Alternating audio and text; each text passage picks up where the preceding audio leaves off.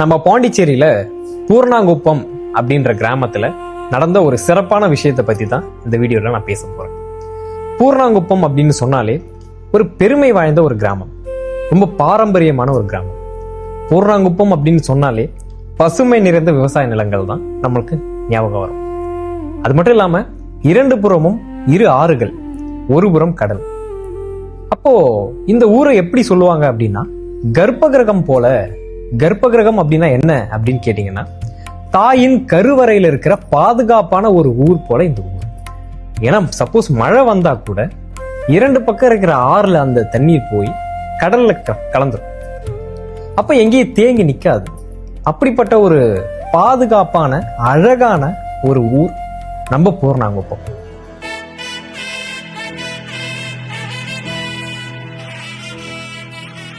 இந்த பூர்ணாங்குப்பத்தோடைய சிறப்பு அம்சங்கள் என்ன அப்படின்னு நீங்க பாத்தீங்கன்னா, பாரம்பரியமான பெருமை வாய்ந்த திரௌபதி அம்மன் கோயில், மிகவும் அழகாக அமைந்திருக்கும் நம் அங்காள பரமேஸ்வரி அம்மன் கோயில்.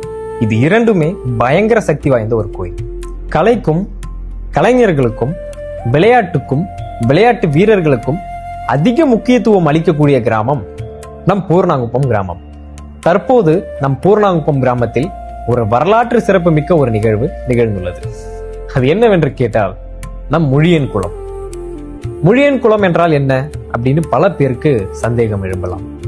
முழியன் குளம் பல ஆண்டுகளுக்கு முன்பு ஏற்றம் இறைக்க அங்காளம்மனுக்கு புனித நீராக பயன்படுத்த தண்ணீரின்றி தவித்த போது சோழ மன்னர்களால் இருப்பு எங்க உள்ளது அப்படின்னு தேடி பார்த்தப்போ சுரப்பு உள்ள ஒரு இடத்தை கண்டறிந்து 4 கிணறுகளை வெட்டினர். இப்போ 4 புறமும் சுரப்பு உள்ளதால் அதனை ஒன்றிணைத்து ஒரு குளமாக அமைத்தனர். இப்ப 4 கிணறுகள் உள்ளதால் அந்த காலத்தில் கிணறுகளுக்கு மொழி என்று கூறுவார்கள். அப்ப மொழி 4 அப்படி என்று பெயரிட்டனர். காலப்போக்கில் அது மருகி முழியன் குளம் அப்படி என்று எல்லாராலையும் அழைக்கப்பட்டு வந்தது. இத்தகைய சிறப்பு வாய்ந்த இந்த முழியன் குளம் ஒரு காலகட்டத்தில் சிதிலம் அடைந்தது. ஒட்டுமொத்தமாக மக்கள் பயன்பாடின்றி சிதிலம் அடைந்து காணப்பட்டது.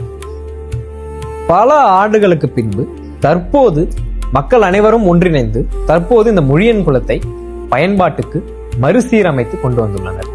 அப்போ இந்த முழியன் குளத்தை மறுசீரமைக்க என்ஜிஓவான தனசுந்தரம்பால் அறக்கட்டளையை சேர்ந்தவங்க முன் வந்து இதை மறுசீரமைக்க எல்லா முயற்சியும் எடுக்கிறாங்க.